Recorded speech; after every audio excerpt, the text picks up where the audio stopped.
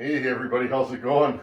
I'm all fired up and I'm back in the saw shop. I'm all jacked up on caffeine, been in the house for days, drinking coffee, pushing snow, and just enjoying my little slice of the world, our little slice of the world. Thank you everybody that wished myself and my family Merry Christmas. That means a lot to me, guys. For you guys to take the time uh, to wish me a Merry Christmas. It's awesome. Thank you guys. It means a lot to me. Um, this Christmas, I'm filled with gratitude. That's the only way I can describe it. Thank you, everybody. A lot of you guys are helping the channel, and a lot of you guys are working on power saws. And if I can in some way help you with that, it feels good, guys. To help you guys with, to learn this kind of stuff, it's great.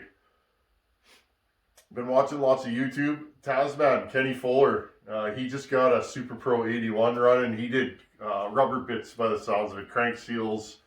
I watched him playing with that saw in the last, I think he put a video or two out, and it was cool. I enjoyed that. Good content, and I enjoy seeing what other guys are doing or how they do things. I'm just like that. I'm always learning from you guys.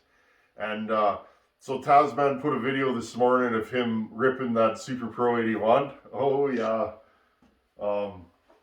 Those 81s and 850s, they sound right. They run good. They pull hard. Good job, buddy.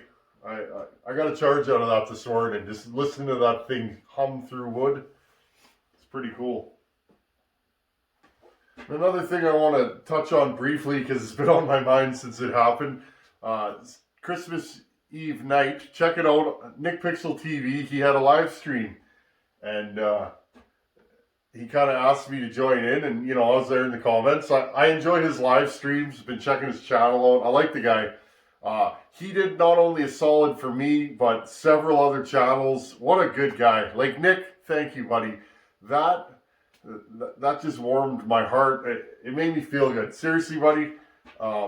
Thank you. Nick Pixel TV, guys. I've said it before. I'll say it again. Go check that guy out. If you like what you see, give him a subscribe. I'd appreciate it. He does tech. He's an outdoorsman. Axes, fires, chainsaws. He's our kind of folk. And if I can help him by sending you guys over there, I'm going to do it, because that guy sure is helping me. And good fella, Nick Pixel TV. Thank you, Nick. Honestly, buddy, thank you. Now I know what you're thinking, guys. Tin Man, did you get a little work done to the old top end? Yeah, had to get a little haircut. So let's take the top cover off. So what we did is we shaved about 3/4 inch off the crown of the old dome here. We did some upper and lower transfer work, blended it in. And then we had to do a bottom end inspection. The old bottom end, she's starting to get a little discolored, just age, but no problem. She's got the right movement, so that's what's going on there, guys. And then we lubricated the whole assembly with some wood and spice oil. So in case you guys were wondering, yeah, we did a little pork job on the old hair. What am I doing today? Because I'm just in a chatty mood. That's the way it goes sometimes. We got to do a little something to the 266 SC. I want to talk about this McCulloch. This is a turd saw, 100%. The further I got into it, what's the saying? It's like an onion. The more layers you peel back, the more it stinks. This thing's had a hard life, and we're going to try and save it. I hope it runs. This saw, it's got a lot of issues. It's got Healy coils in the exhaust screws here. They are holding for now. Hopefully they stay in there. Every gasket was rotten in the saw. It's got rotten fuel line. This a who's who of problems. This cylinder, guys, it had a little transfer while I cleaned it up. This cylinder has some scoring over top of the exhaust port.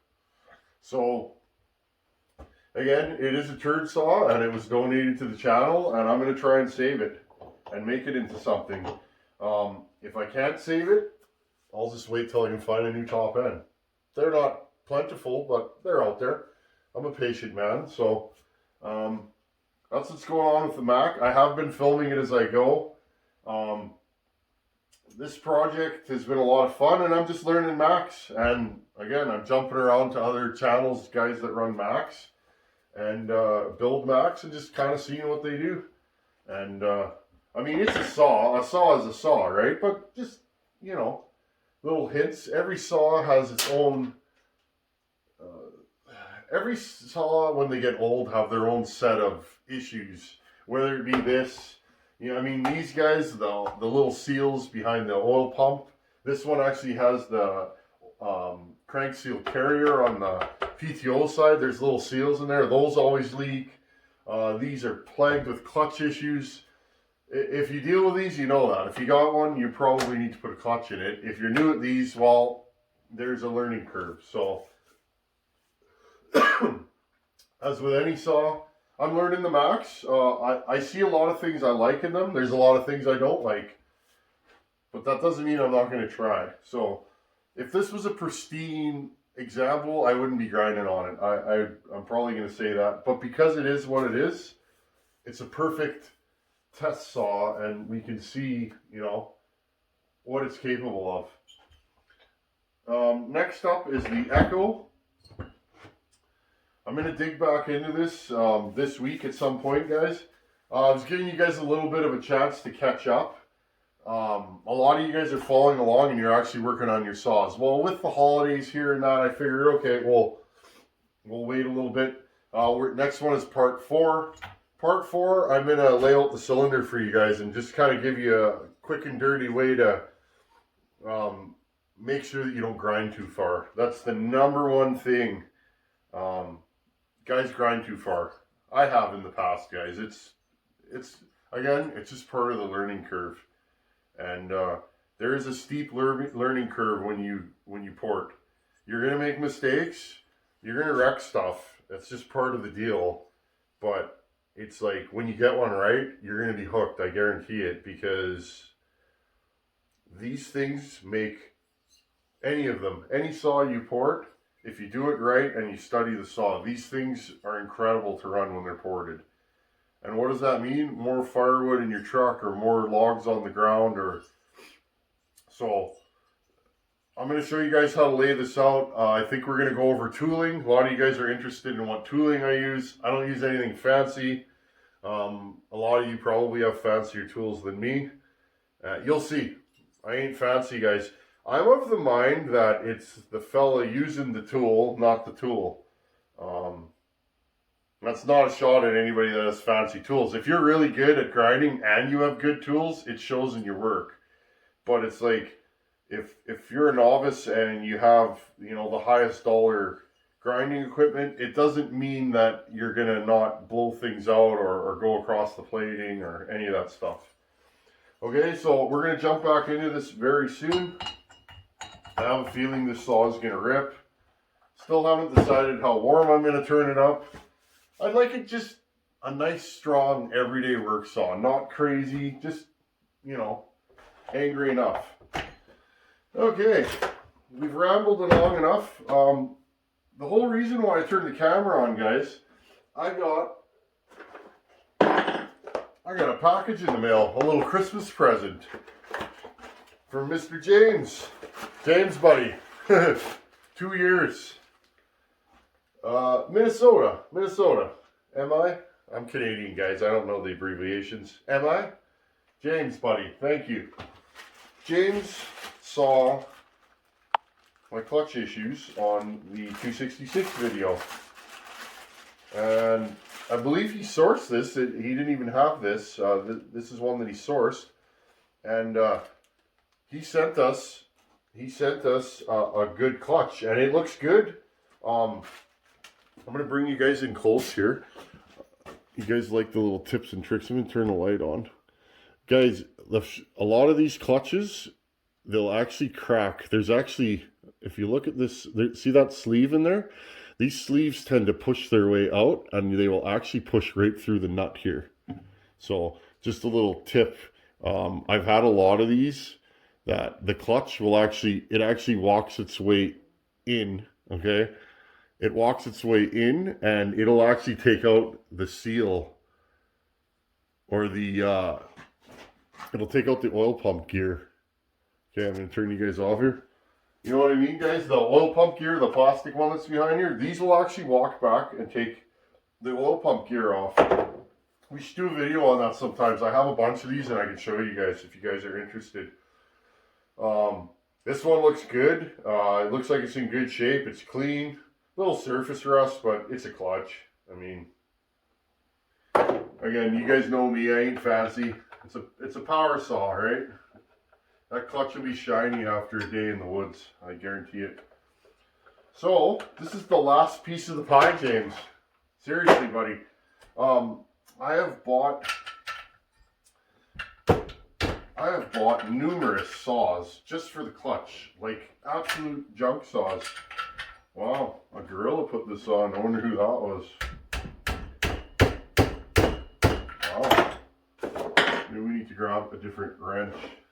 And as you guys can see, my shop bench is an absolute nightmare. I gotta clean the shop up, guys. There we go. We should get it. This is actually a home light scrunch, and it's kind of funny. It doesn't fit. It works good on home lights. Hey, look at that, guys. Here. You guys want to see a... Look at that plug. There you go. You guys watched the video. I haven't run this since the last video of me, what was I cutting? That ugly maple or whatever that was. There you go. Golden brown. Beautiful. That's what a good plug should look like, guys. If you're curious. I have been running this power saw for, I don't know. I think we built this on the channel. I lose track of time, guys. I've had this thing for a while. I think maybe we built this last year, actually. Looking inside there. I've put a lot of time on this power saw, guys, and it's had clutch issues. When I first built this thing, I kept taking out oil pump gears, and I couldn't figure out. I actually tore this saw down again. Here's a good one for you guys. I tore this saw down again because I thought maybe for some reason the crank wasn't centered because there's that shoulder. I thought the crank was over and that shoulder was putting pressure on the oil pump gear and making it wear out. Well, it wasn't that. And I actually tore this thing right back down and checked with my feeler gauges on each side of the crank, and it was dead center. And I was like, eesh. So what actually happened, guys, is the clutch on it, that center, was actually broken, and it was walking its way in and putting pressure on the oil pump gear. So this saw would oil for like a minute or two with a brand new gear, and then it would stop oiling.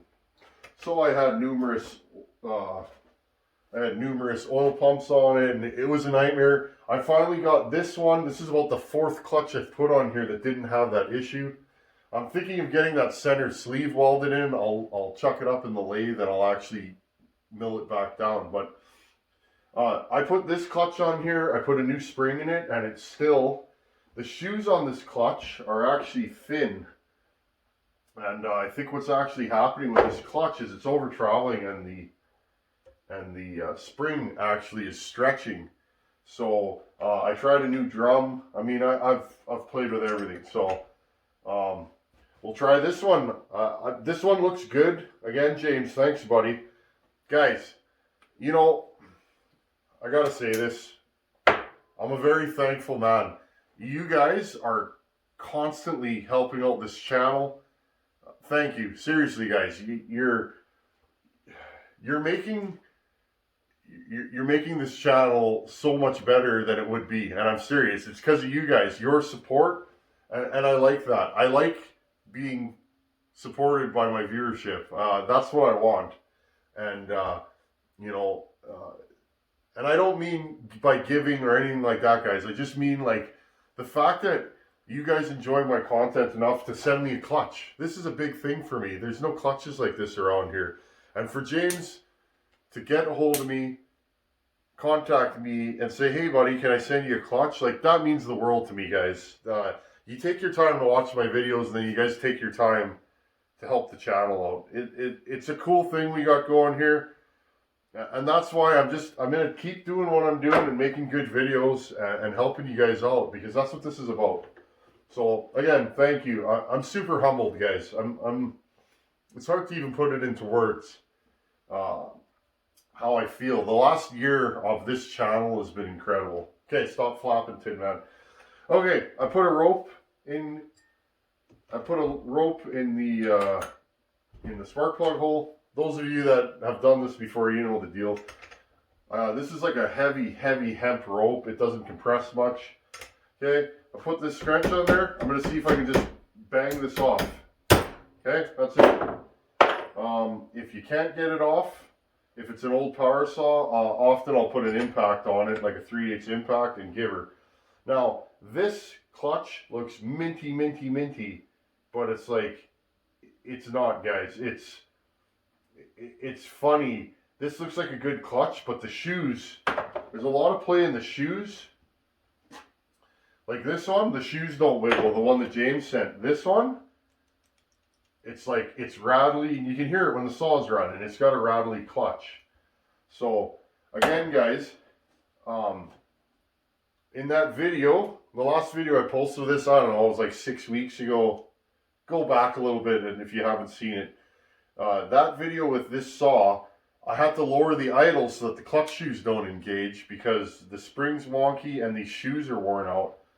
So, no problem if you've got the saw in the wood, this thing absolutely rips, but it doesn't idle. So for doing brush work and, you know, for cutting cookies and playing around, this saw's a monster. But it's like for doing actual work, which is what I do with saws, right?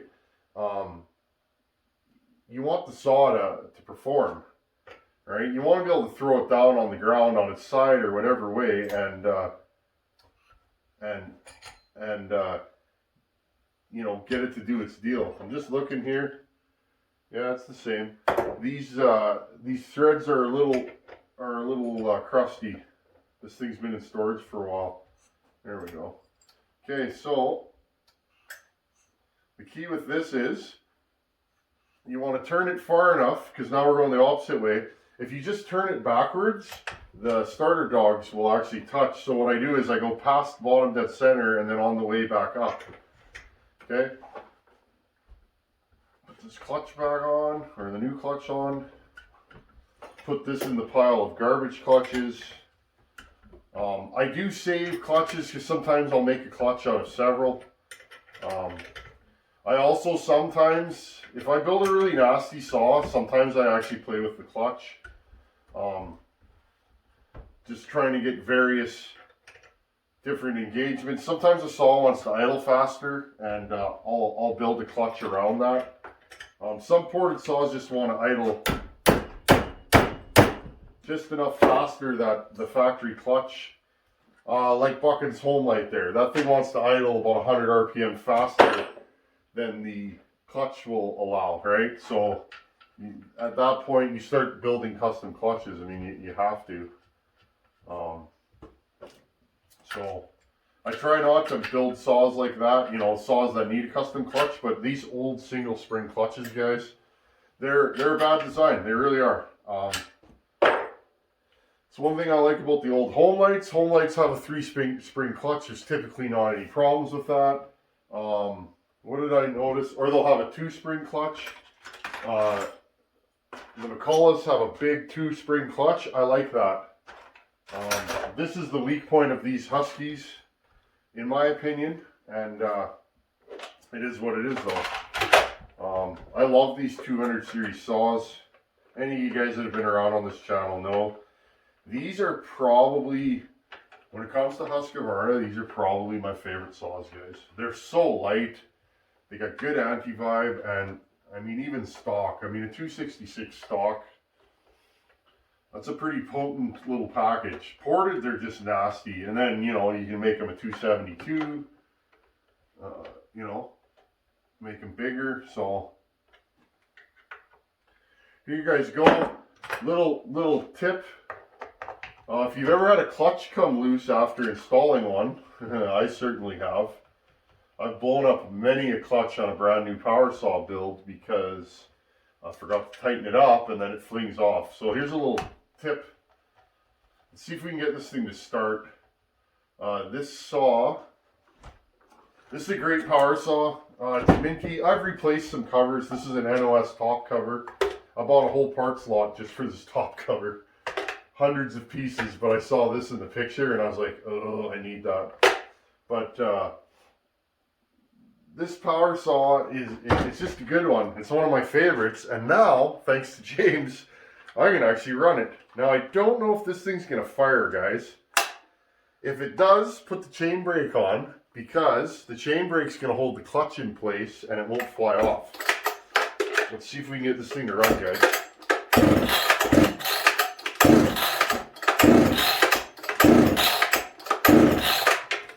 Okay, you want to be like that, do you? Now this power saw, I'm going to show you guys something. Again, just playing in the shop today. This power saw is typical of a lot of old saws. It could be home lights, it could be Huskies, with a Tillotson HS carb. That is one of the most common carbs used. That and you got your Walboro SDCs, those are common in this era. But Tillotson HS is one of the top carbs. These things, some of them, and this saw is one of them. I might actually change the carburetor on this saw one day. This saw will not start often without a little prime. Yeah, and she's dry. There ain't even a drop of fuel in there. So watch this, guys. There's my little fuel jug here. Here, we'll just... Let's see if we can do this without absolutely flooding the saw. Okay, pour a little fuel in there. There you go, just a little bit, or a lot. Okay, guys. Now, the choke is on. Okay, I'm going to dump that fuel out. Okay, there's just a little bit of fuel in that air horn. These HS carbs, I think the needle and seat gets worn. The seat at the bottom of the needle, I think the needle gets stuck. Now watch this, guys. The minute I fire... This thing will fire, I almost guarantee it. I'm 99% sure. And once it fires, that seat lets go, and this saw will run fine for weeks. Ready? Did we flood it? I think we flooded it, guys.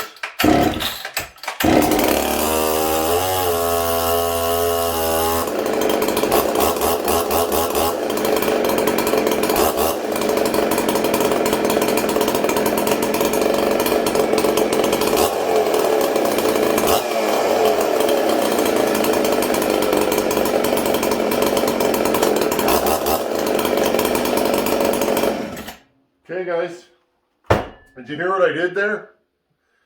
Have the chain brake on and throttle it 3 or 4 times. That'll lock your clutch on. This clutch will not come off now. I thought we flooded her there. She's a good girl. I love this saw, guys. I bought this thing at a Tim Hortons parking lot for 40 bucks. And then I got me coffee and I drove home. I bought this thing, fella said it was a runner. Well, as soon as I pulled the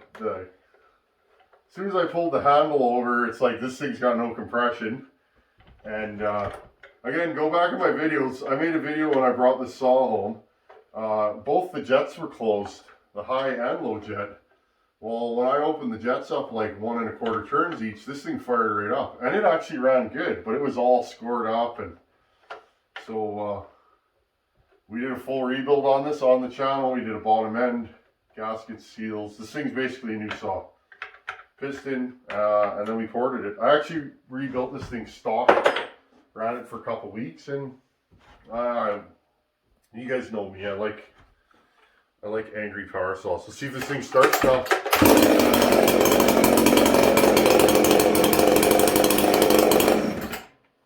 I mean, this saw is a 1983, guys. So this thing's almost 40 years old, and this is how it starts once you get it primed.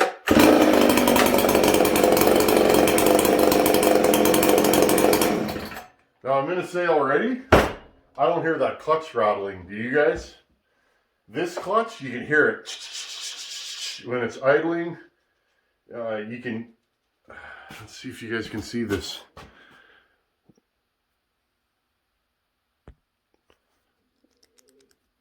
Hey guys, you see that?